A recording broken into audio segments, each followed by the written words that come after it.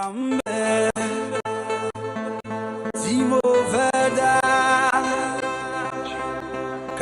we are privileged and very much honored as bona fide Yoruba sons to welcome you all to this epoch-making event to celebrate the Yoruba nation, a nation which has a language that I'm told is the most widely spoken African language outside Africa.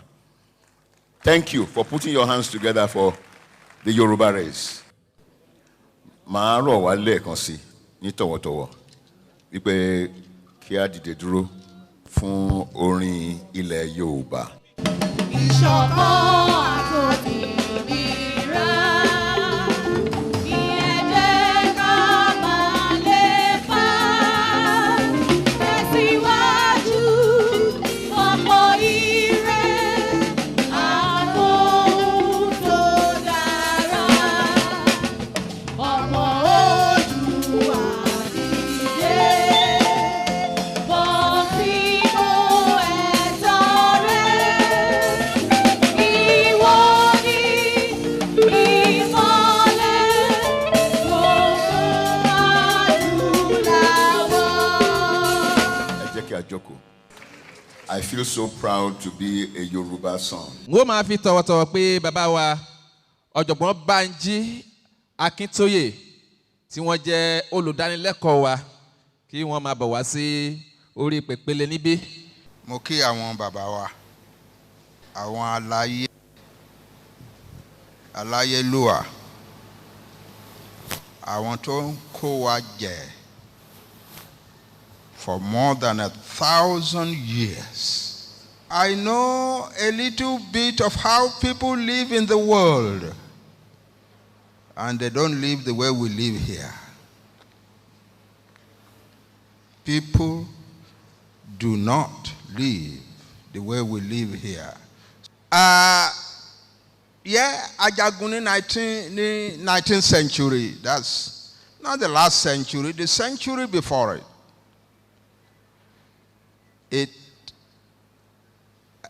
Ó bẹ̀rẹ̀ ńgbà tí empire tí Aláàfin Ọ̀yọ́ tó dá sílẹ̀, tí empire yẹn tó bẹ̀rẹ̀ sí ní wàhálà. Ìjòyè ń bá ìjòyè jà, ìjòyè ń bá ọba jà, díẹ̀ ó ṣà ń dàrú sí títí ó fi dàrú pátápátá.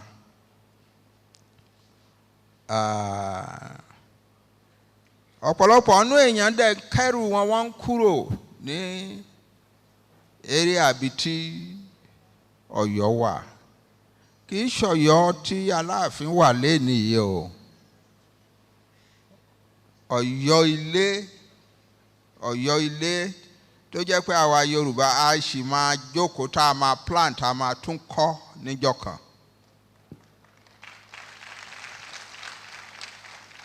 A lè fi Ọ̀yọ́ sílẹ̀ sínú igbó títí láéláé. It was a great city in our history, the greatest of our history for 2 centuries. We can't leave it to remain as a jungle inhabited by lions and hyenas. We cannot. It is not good for the dignity of the Yoruba nation to leave that city in a jungle. Someday, we will have to sit down and plan and rebuild it and make it the great city that our fathers made it. Ekuwaju. Àwọn èèyàn wọn wá ń bára wọn jà, ibi tá a ti ń bára jà, àwọn kan wá fẹ́ lò ó fún ara wọn. Ńgbà tó bá ń béèrè lọ́wọ́ àwọn èèyàn wa wọ́n ní ogun Fúlàní òun ló gba Ìlọrin. Nígbà tó gba Ìlọrin tán ó fẹ́ wá gba yòókù Yorùbá, kì í ṣogun Fúlàní o. I'm teaching you something new here. And what I'm teaching you is the true history of what happens. There was a jihad in the north in Hausaland. People are saying the Fulani conquered Hausaland. The Fulani did not conquer Hausaland. The Hausa people conquered their own kings and gave their thrones to Fulani people. Why? Because the Fulani came and said, we have brought an improved version of Islam.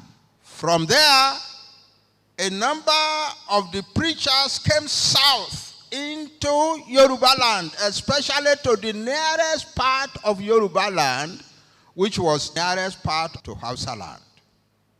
So many of the preachers came into Yorubaland and began to preach the same message. Your fathers worship gods that are dirty and filthy, and you must get rid of them and accept not just Islam, but our version of Islam. And some of our own people accepted. And so crowds were gathering in roadsides and street corners and listening to messages denouncing our kings, our chiefs, our culture, our religion, our everything. We Yoruba don't say people should not hold any faith they like. You can be a Muslim, you can be a Christian, you can worship any god. We Yoruba people are the most tolerant in the matter of religion in the entire world. There is no country in the world where you will have this type of society that we have, about half Muslim, about half Christian, about another something, following our traditional religions, and there will be peace. It happens only in Yorubaland.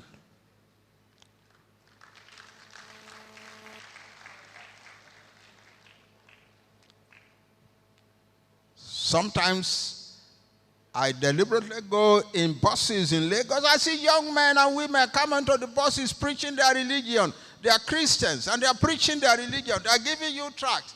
We Yoruba tolerate such things. In other lands, that will lead to major riots. I see young Muslim men and women preaching their religion freely in every place they like. And we tolerate it. That's our culture. But it is not so in the rest of the world.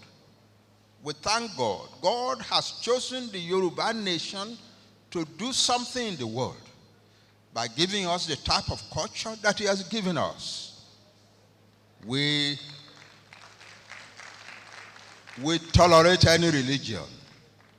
When foreigners come among us, we treat them well. We accept them. We let them buy land, settle down, send their children to our free schools, and so on. They say ugly things about us. We don't look at that. We look at our culture. We let them come still. It is not, there are not many countries in the world that you find such things. So I have a message for the Yoruba people. God has chosen us and given us the type of culture that is meant to unify the world, to unite men. So it is not because of the religion of the people who were preaching in Oyo towns in those days that our people began to attack them. Our people began to attack them because they were being rude. They were being nasty to our rulers, our chiefs, our culture, our everything. And so people began to attack them. And they began to run back to Hausaland. Then those of them who were Yoruba ran to the city of Ilorin, where there was already a rebellion against the Alaafin. Rebellion was led by a man called Afonja. He was the Ààrẹ Ọ̀nà Kakanfò of the empire. His duty as Ààrẹ Ọ̀nà Kakanfò was to protect the Ọ̀yọ́ homeland. Now he turned the power that was given to him against the Aláàfin. And when the Muslims began to arrive, he then made a public statement, a public invitation in 1817 to say any Muslim who is afraid in his homeland that he will be attacked, who is afraid in his hometown in Ọ̀yọ́ land that he will be attacked, is free to come to Ilorin. And so large numbers of Muslims fled to Ilorin, and Ilorin became instantly a Muslim city. There was a man called Alimi, a Fulani man who used to go about peddling charms. Afonja invited him to come to Ilorin and make charms for him and his army. And within the army, the soldiers appointed him as their imam. He was no conqueror. He was not a conqueror. He was not a Fulani man conquering Yoruba land or conquering Ilorin at all. He was just one humble medicine seller whom Afonja invited to come and live in his town. Afonja invited many people to come and live in his town. Some of them were Muslims, some of them were not Muslims. This one man happened to be a foreigner who was a Muslim. And he became the chief imam of the Muslim community in Afonja's army. It was because he was in that type of position as chief imam in the army that when Afonja died, he was able to get the Muslim community in the army to appoint him as the chief imam for the whole of Ilorin. And he ultimately was accepted by the predominantly Muslim community in Ilorin as the ruler of Ilorin. So it's not that Ilorin was conquered by anybody from anywhere. Ilorin was not conquered by the Fulani.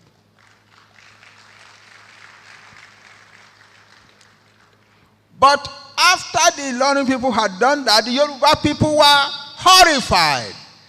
What is going on with our brothers in Ilorin? They've made a foreigner their ruler.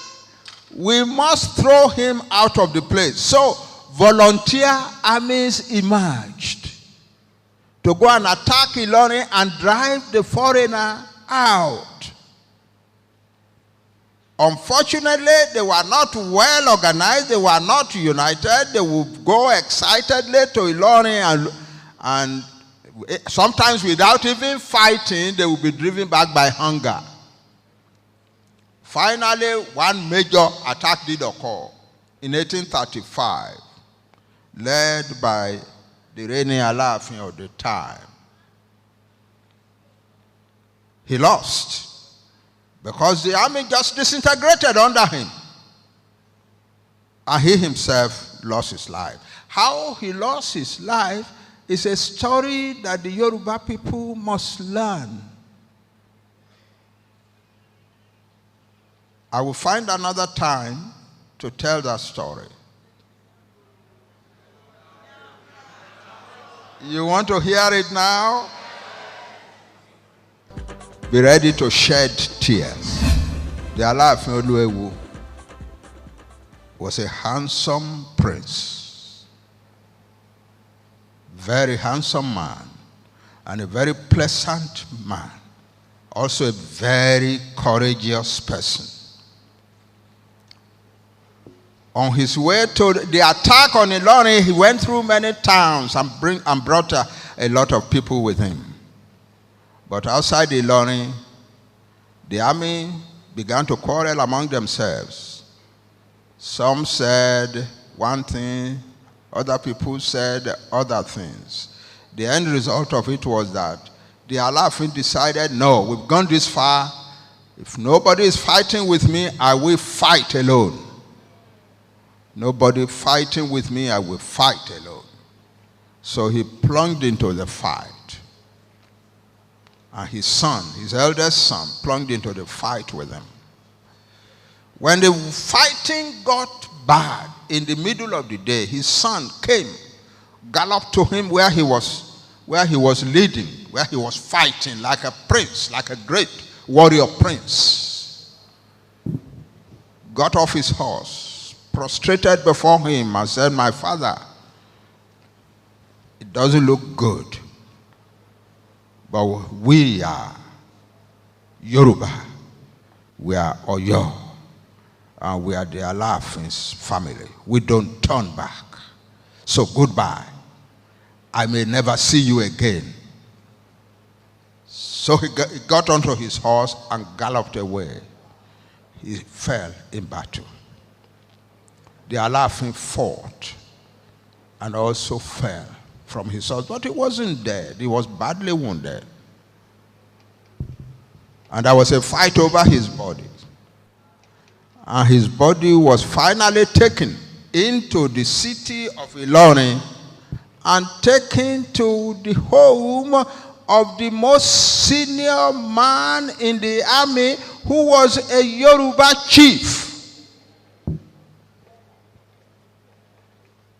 And the emir sent somebody to go and see what is happening back there. They drove him back. This is not for foreigners. This is for us, Yoruba people.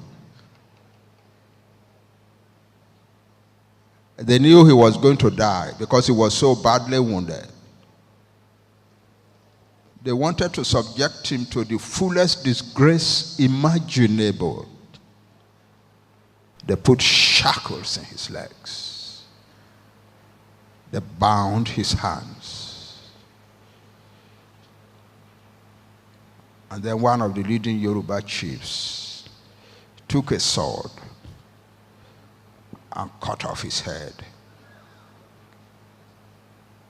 That's their laughing. There were young men there. There were young men there who saw it happen. They were horrified to see what had happened. And almost all of them fled from Ilorin and ended up in Ibadan. And they were among the young men who fought the Ilorin army in 1840 in Osogbo and defeated the Ilorin army and captured the leading Yoruba men from Ilorin. That's what we Yoruba sometimes do to ourselves. When we have a quarrel over politics, we tend to want to destroy one another. The big question is, why? Why? Where do we get that from in our culture? We had built the greatest civilization on the African continent. We were the only people living in towns and cities where our neighbors were living in the bush. The first European who came into our country in 1825 December, the English explorer Clarifies, he expressed surprise that there were so many towns, that there are not as many towns as this even in Europe.